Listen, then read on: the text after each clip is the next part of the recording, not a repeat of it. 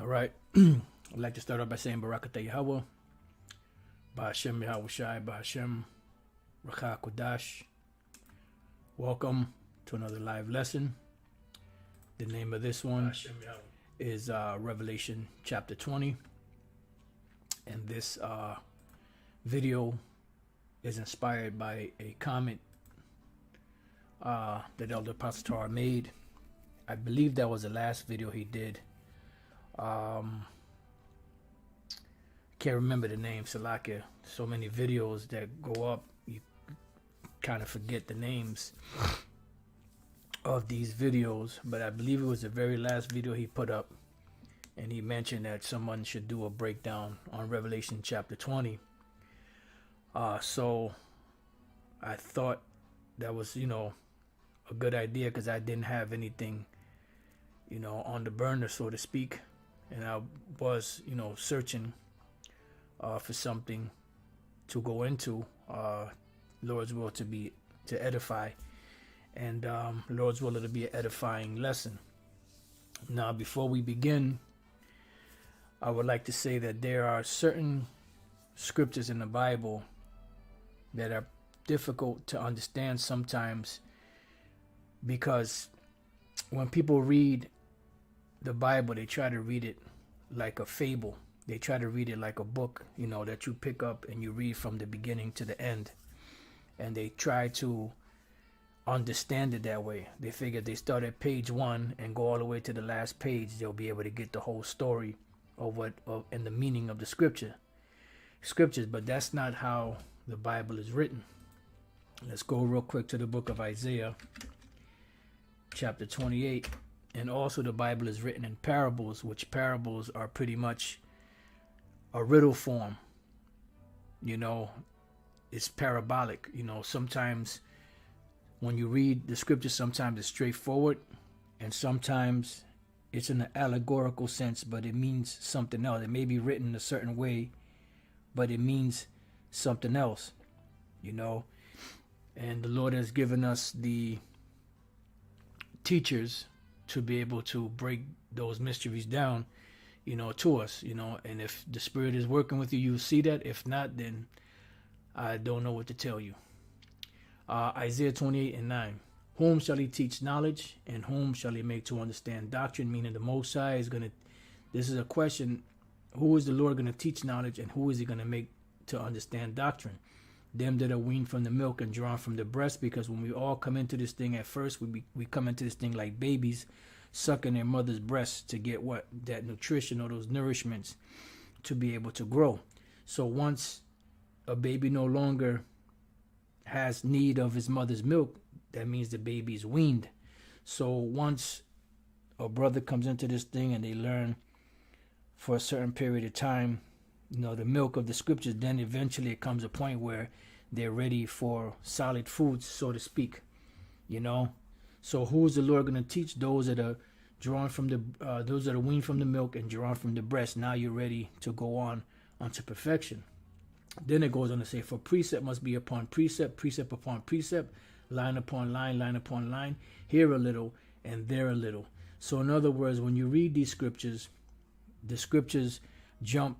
You may read something in Genesis, and a scripture in Isaiah will be a link up to it, or a scripture in Matthew might be a link up to it, or you may have to go to the book of 2nd Ezra in the Apocrypha, to link up certain scriptures together.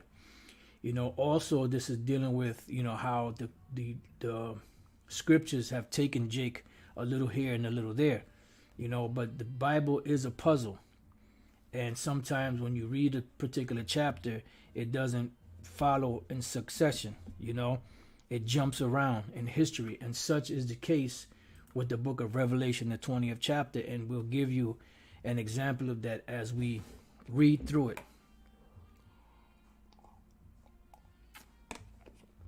All right. So let's start off Revelation 20:1. And I saw an angel come down from heaven, having the key of the bottomless pit and a great chain in his hand. What does this mean? The bottomless pit is a representation of Europe. What is a bottomless pit, or what is bottomless? Meaning that there's no bottom to it.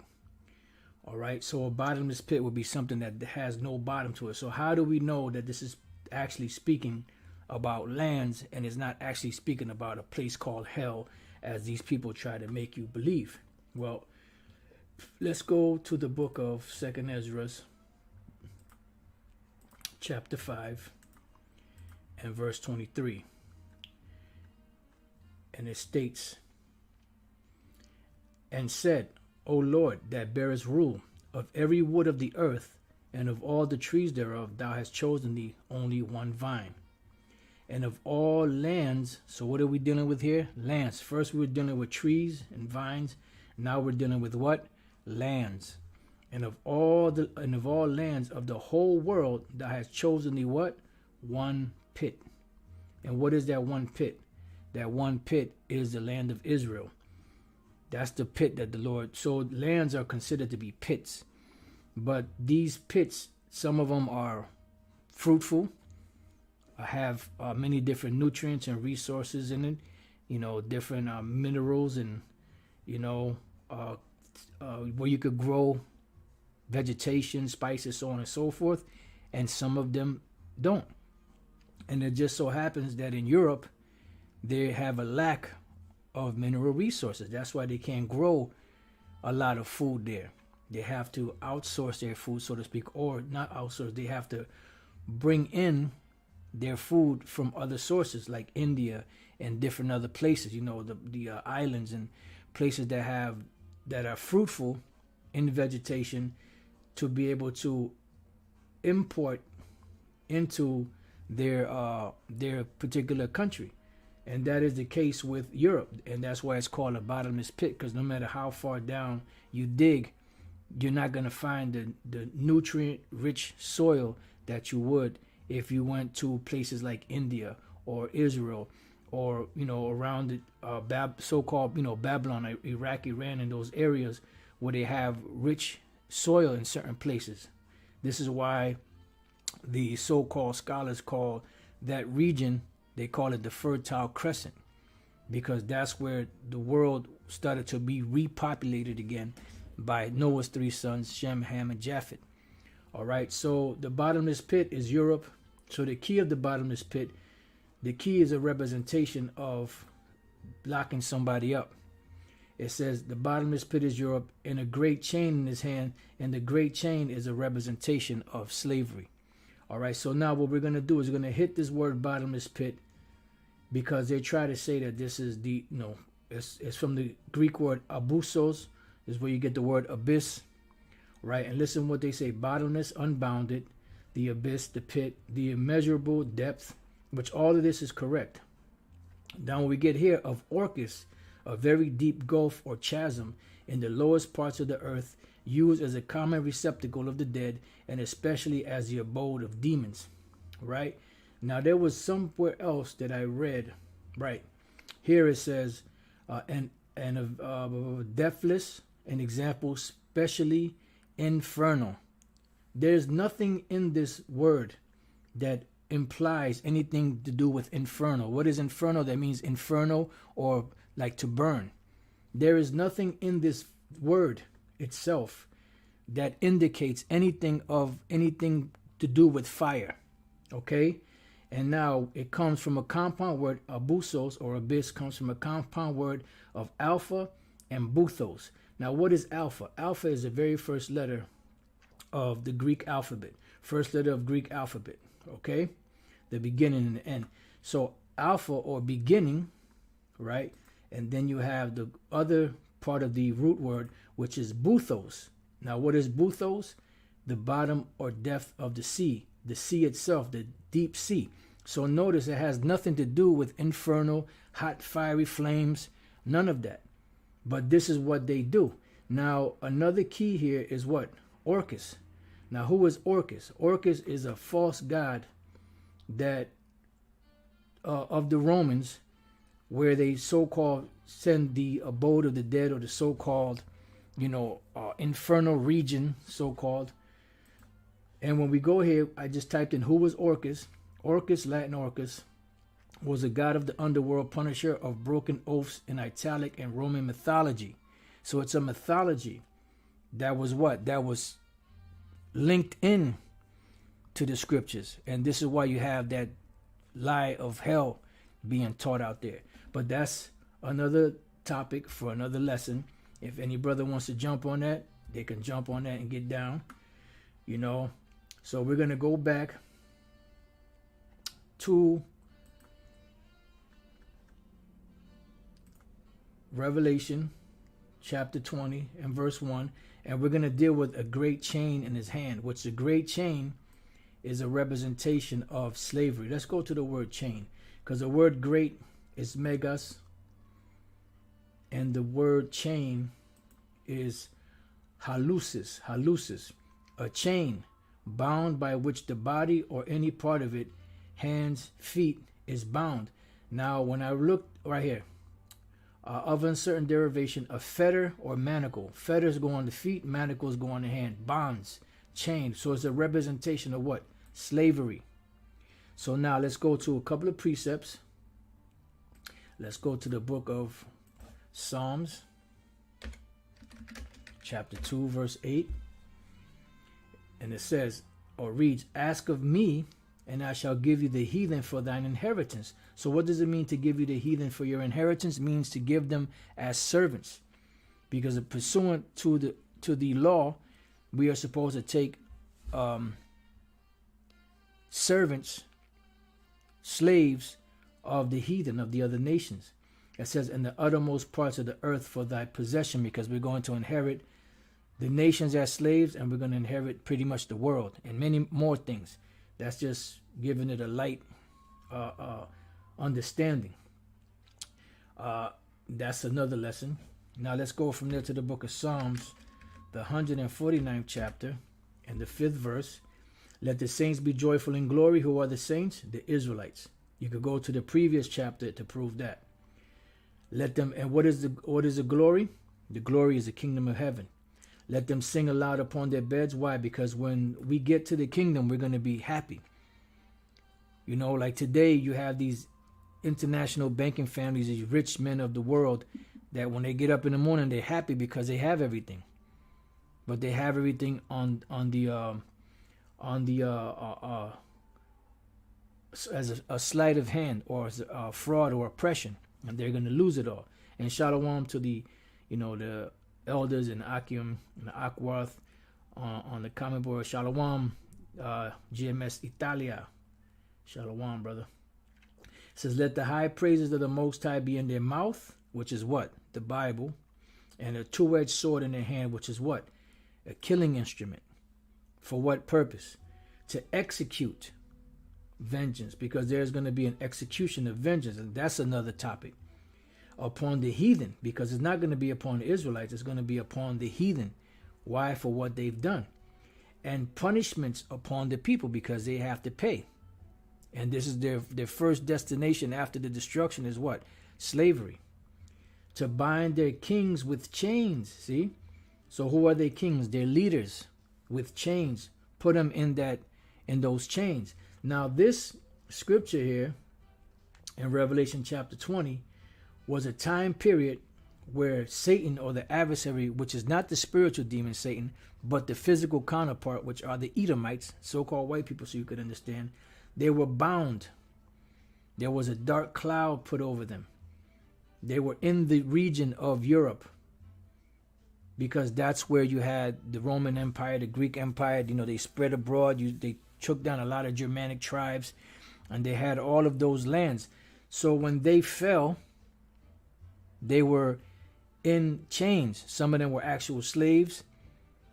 Some of them were just in a position to where they couldn't get out of it.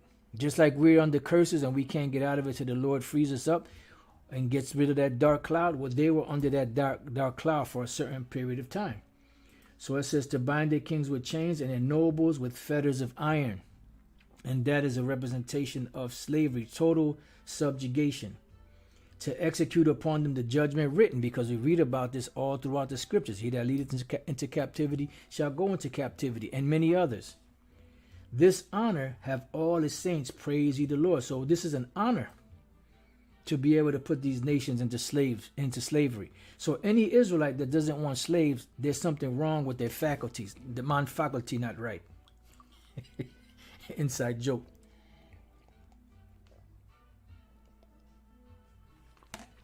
All right.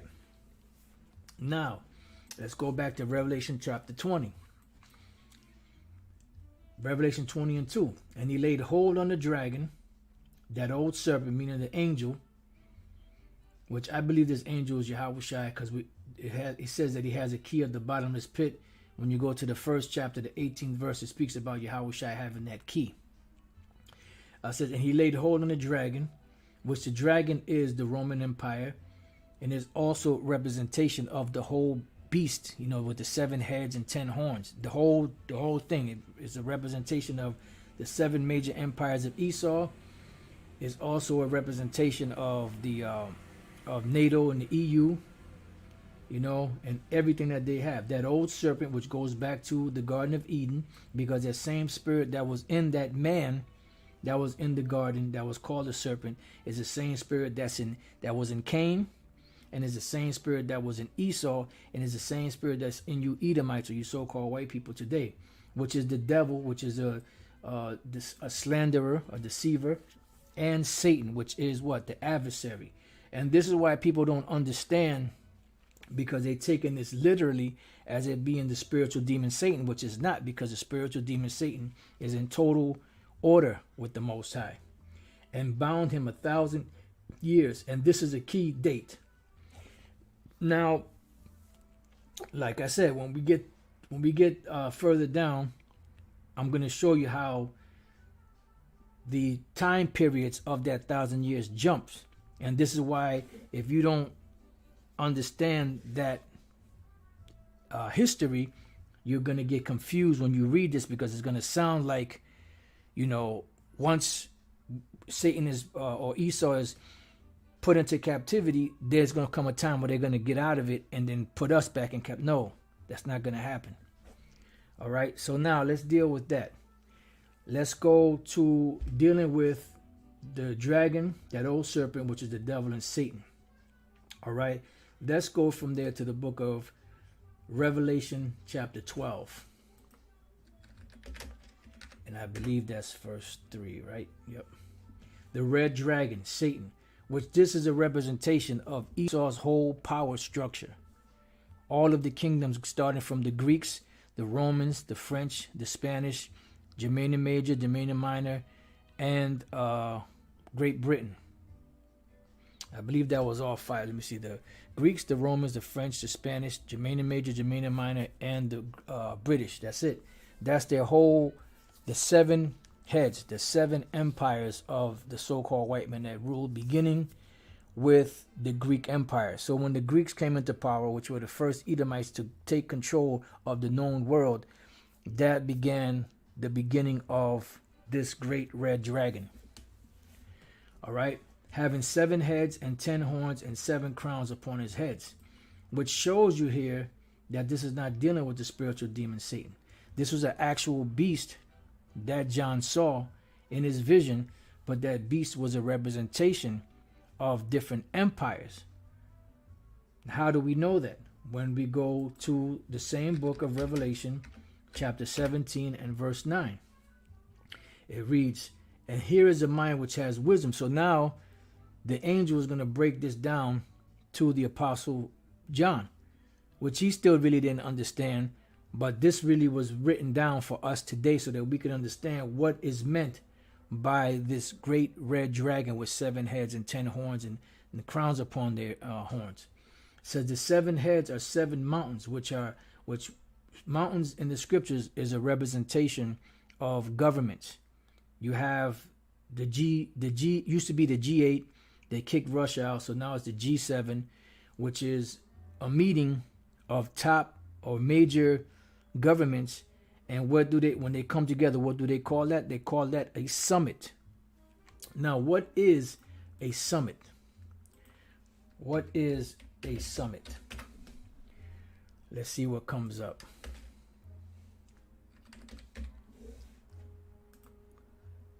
and that's called the G8 summit, or now it's G7 summit, the highest point of a hill or mountain, a meeting between heads of government. And that's what a government is a representation of, which we read here in Revelation 17. And here is a mind which hath wisdom. The 7 heads are 7 mountains on which the woman sitteth. And the woman, being America, she sits on, they pretty much propping her up. That's why when you read up above, it says that the beast carried the woman. Because America is pretty much being carried by these European nations. And they're getting tired of carrying this hoe. All right. And there are 7 kings, which lets you know that it's not talking about 7 mountains. There were 7 kings, which are rulers. 5 are fallen, because by the time when the Apostle John had this vision, you had the Greeks and the French, the Spanish. The Greeks. Yeah, the Greeks, the French, the Spanish, Germanian Major and Germanian Minor, that fell to who? They fell to the Roman Empire, which was in rulership at the time when John had this vision. And around this same time was when the last Edomite ruler of the Roman Empire died, which was Vespasian, which he died around 96 AD. And this is around the time when the Apostle John had this vision. But the kingdom, even though Jake was ruling, starting with Nerva, the kingdom was still run under the Roman rule as far as their legislation and all of that. It hadn't made a transition yet. Right? So in their 7 kings, 5 are fallen, which you just mentioned them, and 1 is. So who was the one that was in this time? That was dealing with the Roman Empire. So that makes 6. And the other is not yet come, because the other one still hadn't really ruled yet, which was what? Great Britain. And when he cometh, meaning when he starts to rule, he must continue a short space. And they have continued a short space, because from the time they started ruling to the time America came into place and they took over, which America happens to be the 8th, they didn't really rule that long. Although behind the scenes they're still pulling the strings, so to speak, but on paper, and to the world, they're not ruling anymore. All right. All right. So it says, and the beast that was and is not, that's dealing with America. When you read up above that, it says even he is the 8th, because America is the 8th. Because remember, Daniel 7 speaks about that little horn that came out, which is a representation of America, that power. So America is the 8th and is of the 7. In other words, America came out of that demonic union of those 7 heads, or those 7 so-called European empires, or Edomite European empires, and goeth what? Into perdition. Because the reason why America was established was to push wickedness upon the earth, and the Lord using America as an example when he destroys America. It says, and the 10 horns, well, that's pretty much it. We don't need to read. Oh, I'm sorry. Let's read that. And the 10 horns which thou sawest are 10 kings, which lets you know that this beast, which this is breaking down, that the 7 heads and 10 horns, this beast that the Apostle John saw represented rulers and their governments. And the 10 horns which thou sawest are 10 kings, which have received no kingdom as yet, but receive power as kings 1 hour with the beast. See? And the beast is a representation of the whole system. You have America, you have NATO, you have the EU, and all of them are riding off of the back of all of those 7 empires. All right, America being the 8th today. Hope you brothers understand. All right, now let's go back to Revelation chapter 20, and let's deal with the 1,000 years. So now, when did this 1,000 years begin? This 1,000 years really began, the Roman Empire with the Edomites really fell in 96 AD. When Nerva came into power, which he was a Jake, that's when Jake started ruling. But remember, they were still ruling under Roman authority, under Roman legislation. So really, technically, when you move it up around 325 AD or so, this is really when there was a change from the Roman rule into what they call the so-called Holy Roman Empire. So you could kind of throw that in there as a date, even though Jake was already in rulership. And although Constantine was a pagan, but he so-called adopted Christianity with pagan worship, and it became the Holy Roman Empire. So roughly around that time period, that's when, right, the Byzantine Empire started to really come into fruition. But you still had the influence of Rome, the Roman legislation and all that. All right. So from that time period until until Esau came back into power, that's when that 1,000 years came to be. All right. So it says, so that was a 1,000-year period. And the Byzantine Empire, Dark Ages, or when Esau fell, they fell around 96 AD. But really, when you go up further, like I said, during the time of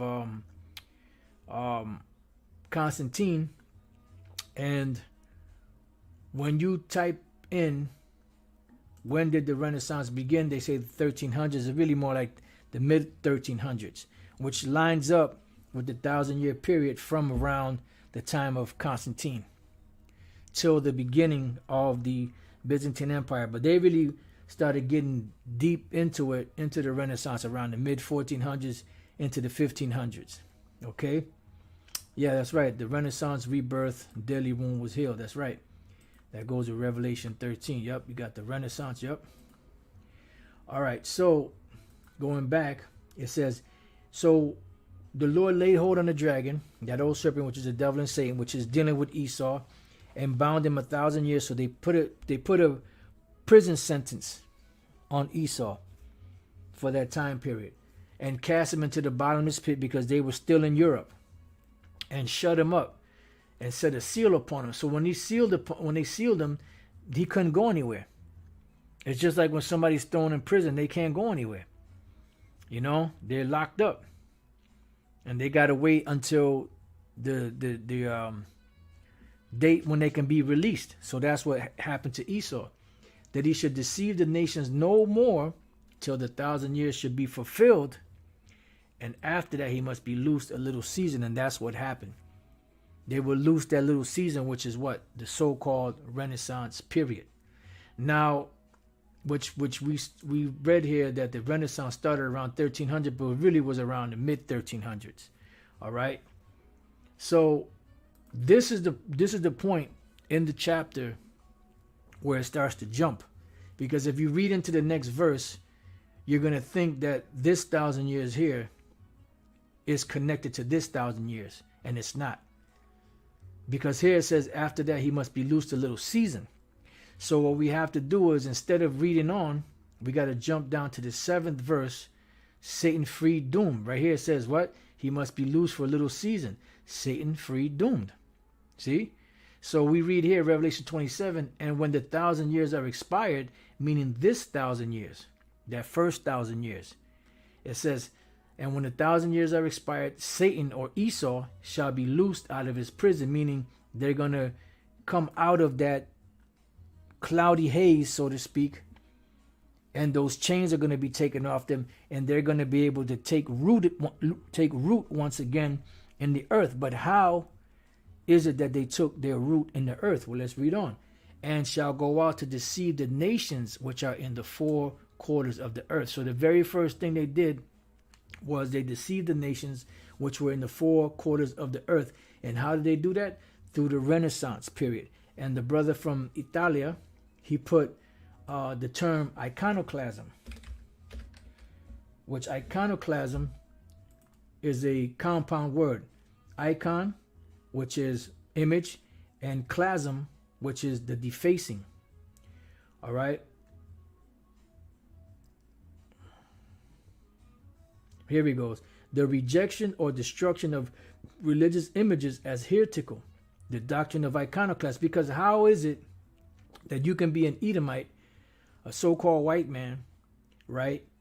And you're proclaiming to be the new rulers of the earth, But every image that you see is a dark-skinned image. The images of the Heavenly Father and His Son Yahweh Shai and the angels and the Israelites and the prophets were all brown-skinned people.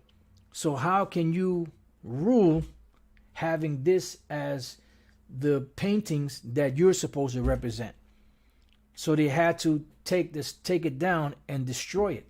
That's why you have the term iconoclasm, the rejection or destruction of religious images as heretical, the doctrine of iconoclasts. So now let's go back where we at. Let's go back. So we read that. Oh, yes. Came back. Now let's go from there to get a couple of these precepts here. Job chapter 13 and 4. It says, but you are forgers of lies. So what does the word forgers mean? When you forge something, it means you replicate it, but in a falsified way, for lack of better words. The word is tapal. To smear, plaster over, stick, glue. Hey, sounds like iconoclasm to me. You know? It says to impute falsely, forge. Now, when we look up this word forge, the word forge definition, it says make or shape a metal or by heating. So you can forge something by making it, shaping it, right? So on and so forth. Create a relationship, a new condition. Let's see if we could find another.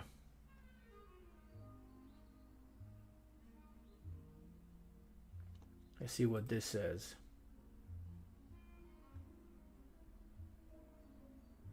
Right here. To make a forgery or counterfeit. This is what we're looking for.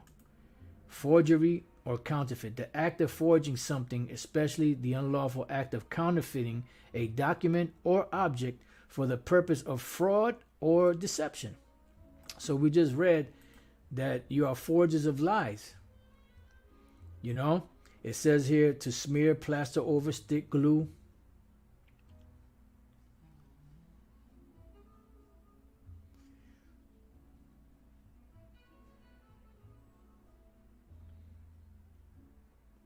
All right, so let's go back.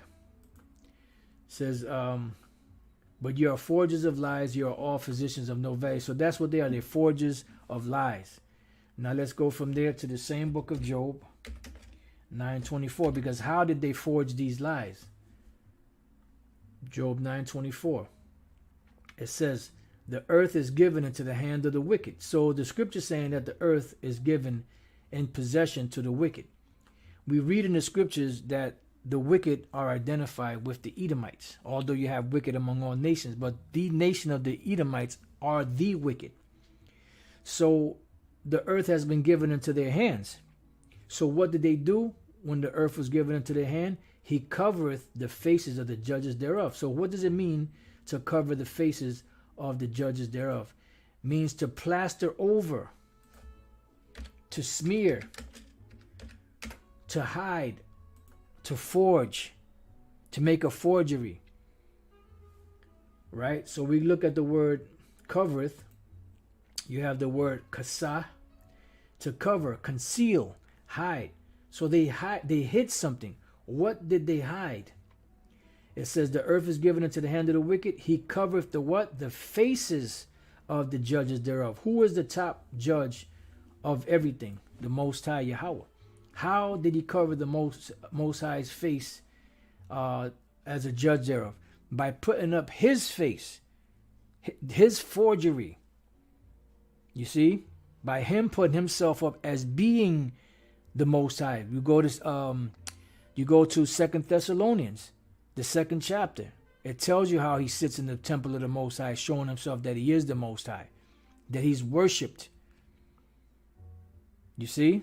So this is a smear campaign that they had for that period of time, known as the Renaissance, which the Renaissance, re is back and the sans is birth. The rebirth of who? Not the rebirth of Slick, Diggable Planets, for those of you brothers that remember that group. It was dealing with the rebirth of Esau coming back out of that state of being in captivity, that dark cloud. And the very first thing he did was deceive the whole earth by painting his images around the world as he's the Most High, and he's Yahweh Shai, he's the angels, and he's the Israelites, and he's all these great men and kings, and the great civilizations was all Edomites. When everything that they do, they steal from the other nations. They call themselves the Aryan race. The original Aryan race were the Elamites, the so-called East Indians. Everything they got, they stole from somebody. You know, there was a point, I don't know if it's going to come up, but there's something dealing with the Etruscans that they stole from the Etruscans and incorporated into their everyday life. All of them different religious rites and all of that they got, and witchcraft and all that, they stole that from the dark nations. So they covered the faces of the judges thereof. If not, if they didn't do it, where and who is he? Who did this? Okay, who did this? Who did this?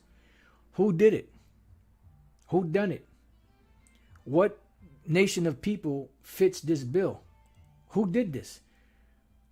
When you go down the line, by process of elimination, the so-called white man did it. So they are the wicked. And the Bible identifies the Edomites as being the wicked. Now, let's go to Isaiah 25:7. And he, meaning the Most High, will destroy in this mountain, meaning in America, this government, because this is where the truth came from. The main problem that these Christian apologetics like Vocab and Dr. James White, the Edomite, and all the rest of them devils have is what? With the so-called One Westers, the Hebrew Israelites of One West. And he will destroy in this mountain, meaning the Most High is going to destructure in America the face of the covering cast over all people. So these lies that were cast over all people are going to be knocked down, casting down imaginations and every high thing that exalts itself against the knowledge of the Most High. So that's what's happening here. So the prophets are out here tearing down these strongholds, these lies that these devils have put up. And that's what the book of Revelation 20 is about. It's about breaking down and showing you in history what took place, what happened, and how the Lord is turning everything right side up. It says, and the veil that is spread over all nations. So going back to Revelation chapter 20, right?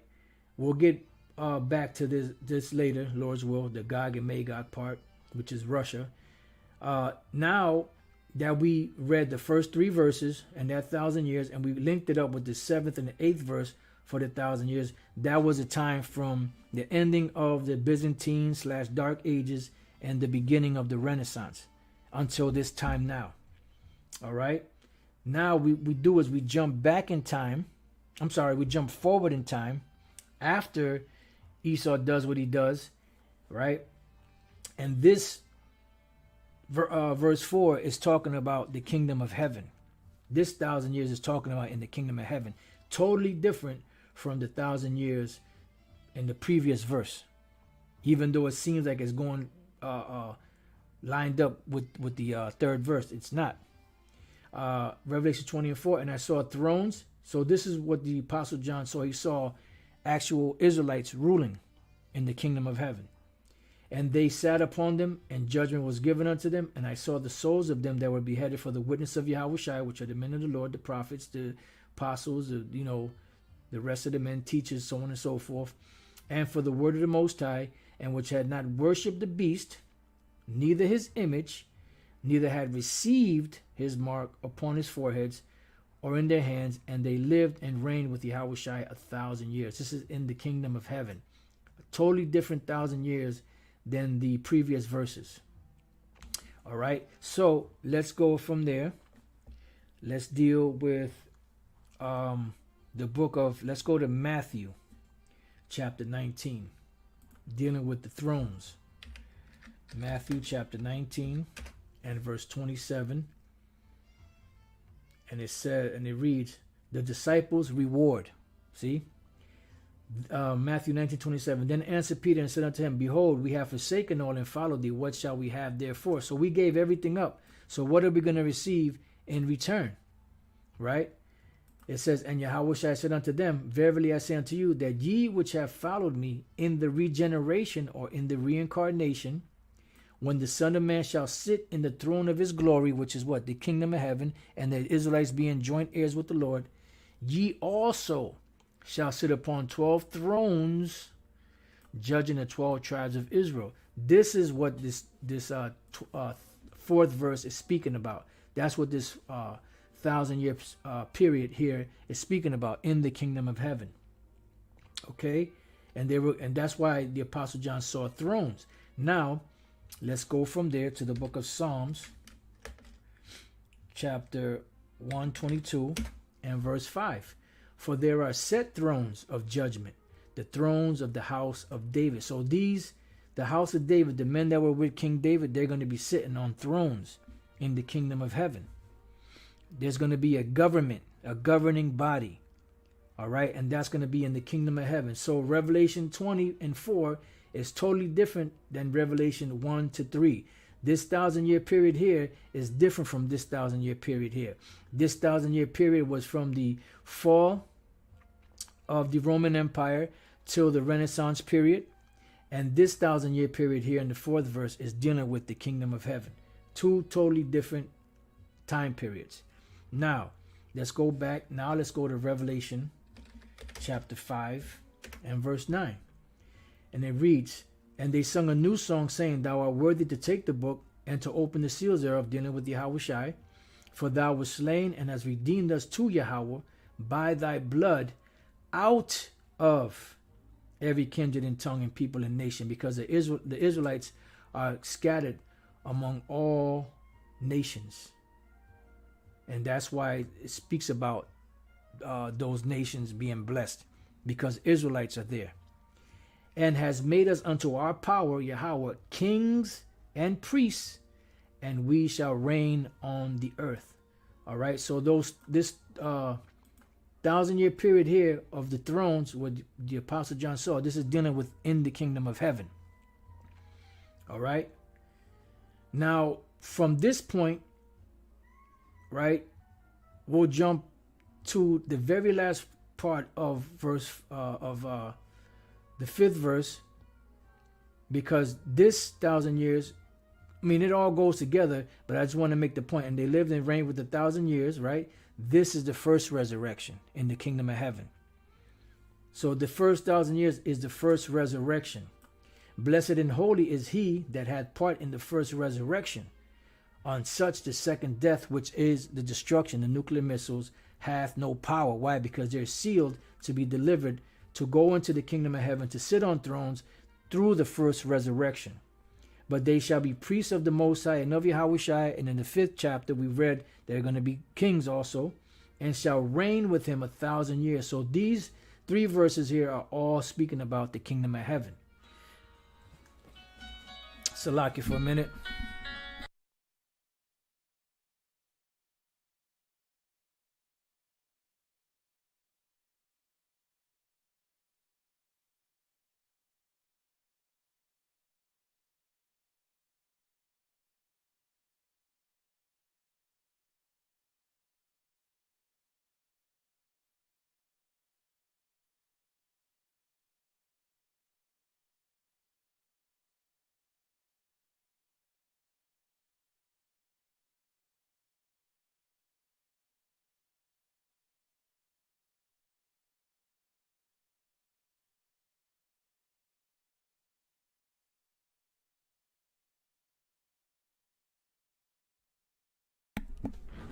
All right, Salaki about that, brothers. I had to take that call. All right, so that is the 2 distinctions, in the 1,000-year period. So now when we go back to the 5th verse, but the rest of the dead lived not again until the 1,000 years were finished. This is going to the period after we reign with Yahweh 1,000 years, and after these nations go into captivity. That goes hand in hand. Let the saints be joyful in glory. Let them sing loud upon their beds. And you read on down that the kings be put in chains and the nobles and fetters of iron. That's going to be the first 1,000 years of the kingdom of heaven. After that 1,000-year period that the nations serve their captivity, then they're going to be able to be freer, so to speak. They'll still be tributary, but they'll be able to have their own lands, and be able to govern among themselves, somewhat have a little more freedom, so to speak, but they'll still be tributary to us. They'll still have to be governed by our laws, statutes, and commandments. All right. Now, a precept that goes good with that is in the book of Daniel, chapter 7 and verse 12.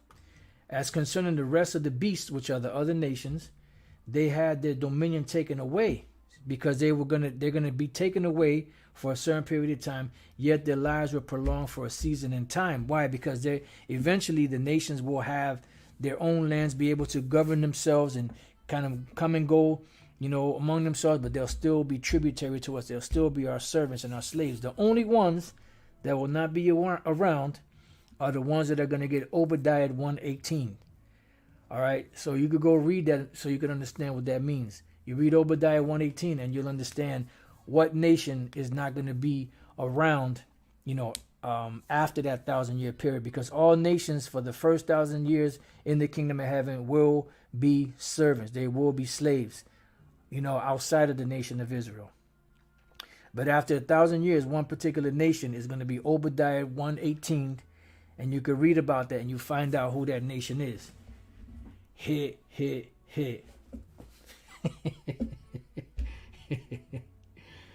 All right, so now let's go from there. Let's go back to Revelation, chapter 20. Now let's deal with the 8th verse, the middle of the 8th verse. But let's read the whole 8th verse again. And shall go out to deceive the nations which are in the four quarters of the earth. That's dealing with Esau and his whole demonic empire. It says Gog and Magog, which goes back to Ezekiel 38 and Ezekiel 39, which are the Russians, to gather them together to battle, the number of whom is as the sand of the sea, which is what? Armageddon. Harmageddon. Har is mountain, God is troop, and one at the end makes it plural. Harmageddon, mountain of the troops. And that is that the so-called World War III that will be fought over there in the so-called Middle East. Okay? And they went up on the breadth of the earth because the Russians will have 5/6 of their armies out there, and only a sixth part, or the one part of their army is going to be left in Russia. The other 5 parts are going to go out to be destroyed. And compass the camp of the saints about, which is the land of Israel, the camp of the saints, not the saints themselves, and the beloved city, which is what? Jerusalem. And fire came down from the Most High out of heaven and devoured them, because there's going to be missiles. There's going to be lasers from the chariots. There's going to be actual fire that the Lord is going to issue, pelt down upon these devils when this destruction comes. It's going to be a devastating destruction, man. Let's go from there to the book of Habakkuk, chapter 3, to give you like a little. Just think of Sodom and Gomorrah. Read the story of Sodom and Gomorrah, and you'll be able to get a visual of how the Lord caused fire to come down from heaven and destroy those cities. So this time is going to be in the form of the missiles and the lasers from the chariots, but the Lord could also cause fire to come down, as well. Hey, because the Lord, when he gets loose, he ain't going to hold back. That's going to be the day of fireworks, fire and brimstone. Habakkuk chapter 3 and verse 3. It says, for this man was, that's Hebrew. Salakia typed in the wrong. It's Habakkuk, not Hebrew. It's Habakkuk 3 and 3. The Most High came from Teman. Believe this is one of this. Actually, this is a representation of Esau, but you also have because they say that this is dealing with the Germans, but you also have what's the word I'm looking for? This also represents Esau, because I believe this goes back. The Temanites go back to the sons of Japhet. I would have to go over there again, but I'm almost positive it goes back to the sons of Japhet. the actual, Japhites, But the Lord, it says, the Most High came from Teman, and the Holy One from Mount Paran, Selah. His glory covered the heavens, which his glory is a representation of what? The chariots. And the earth was full of his praise, because the whole world is going to be filled with the knowledge of Yahweh Bashem Yahushai. So by the time the Lord comes, the whole world is going to know who it is that's getting busy. All right, it says, and his brightness was as the light, because the chariots are going to be glowing with the lights. And his brightness was as the light. He had horns coming out of his side, out of his hand, sorry. And when you look in the red Bible that we have, it says Salakia. Let me get it. It says bright beams. That's what it says. It says bright beams out of his side, which are what? Those lasers. And there was a hiding of his power. When we go to that word horn, right, it goes to the Hebrew word koran. Horn of strength, flask, musical instrument, horn from the altar, of rays of light. All right. So what are these rays of light? What is a ray of light? Concentrated heat. So the chariots are going to fire concentrated heat, which Esau calls what? Lasers. And that's what's going to come up out of these chariots. And his brightness was as the light from the lights of the chariot. He had horns coming out of his side, which are the lasers coming out. And there was the hiding of his power, because that's how he's coming to take this devil down. Remember, Yahushua is coming traveling in the power of his strength. It says he stood and measured the earth and beheld. He stood and measured the earth. He beheld and drove asunder the nations, because that's what he's coming to do. And the everlasting mountains, which are what? The different government, the higher governments, America, Russia, China, so on and so forth, were scattered. And the perpetual hills, which are the smaller governments, he did bow. His ways are everlasting, because the scriptures say that in that day alone the Lord shall be exalted. The haughtiness of men shall be put down. All right, so that's showing you that the chariots are coming with concentrated heat. So that's more fire. Yahushua said, I am come to send fire on the earth, and what will I if it be already kindled? So going back to Revelation chapter 20 and 10, it says, and the devil, which are the Edomites, their power structure that deceived them, was cast into the lake of fire and brimstone. So Esau's whole power structure is going to be taken down overnight by the Lord in 1 hour. It says, where the beast and the false prophet are. The beast, EU and NATO, and also the different heads of Esau, and the false prophet are, which are, the false prophet is dealing with the Roman Catholic Church, and shall be tormented day and night forever and ever. Right. So their smoke is going to go up for a long period of time. That's what it means. They're going to be tormented day and night. When it speaks about the worm eating them forever and the smoke going up, descended forever, that's talking about for a very long time, generation after generation, because there's going to be a lot of fuel and fire that's going to destroy this place. Let's get real quick. Isaiah chapter 9 and 5. It says, for every battle of the warrior is with confused noise. That's how the battles were fought in the past, with helmets and, breastplates and swords and spears. And there was yelling, and fighting, going on. It says, and garments rolled in blood, because you had a lot of blood going on the battlefield. And that was the way that they fought battles in the past. Today, with the technology they have, they don't fight battles like that anymore. They fight battles by shooting missiles at each other. It says, but this, meaning this battle, shall be with burning and fuel of fire. And there's another verse in here that speaks about, I believe it's the meat that's going to be the fuel for that fire. And other the elements, such as cars and planes and trains and buildings and coal and natural gas, propane, so on and so forth. All right, so now Revelation 20:11, judgment at the throne of the Most High. And I saw a great white throne, which is the throne of the Lord, and him that sat on it, from whose face the earth and the heaven fled away. Why? Because the new heaven is coming, which is the new heaven and the new earth is the same heaven and the same earth refreshed in righteousness. So wickedness is going to pass and righteousness is going to rule. And there was found no place for them. Yeah, because these nations will never ever rule again.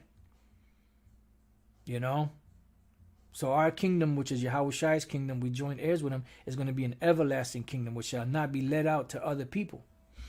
And I saw the dead, small and great, stand before the Most High, and the books were open. It's not talking about actual books. It's talking about the judgments that are coming, that are written in the book. And another book was open, which is the book of life, which is the same book, but it's the elect being delivered. And the dead were judged out of those things which are written in the books according to their works. So in other words, when the kingdom is about to be established and the judgment is coming, those that are to be saved will be delivered, and those that are to be destroyed shall be destroyed. And this is all written in the same book, which is the Bible. And the sea gave up the dead which were in it, because you have actual people that died in the seas, and they're going to come out of those seas. It says, and death and hell were delivered up, and death and hell delivered up the dead which were in them. That's dealing with death, people that are actually dead, some people that are dead that haven't even been put into the grave yet, and people that are already in the grave coming out of the graves. It's gonna be something, man. It says, and they were judged every man according to their works. Right. Those that are to be delivered will be delivered. Those that are to be put to death will be put to death. And death and hell were cast into the lake of fire, which shows you that hell is not the lake of fire. This is the second death, which is what? The nuclear missiles. You know, you could throw everything else in there, but the main thing is what? The nuclear missiles. That's their lake of fire. And then the lasers from the chariots and everything else is going to just add to the mix. And whosoever was not found written in the book of life was cast into the lake of fire. Meaning, if you're not part of the elect and you're here in America, guess what? Your destiny is to be bathed in that lake of fire. All right? So pretty much with that, that's been the book of Revelation chapter 20. I pray that it was edifying. I pray that your brothers were edified. Until the next time I say, Shalom.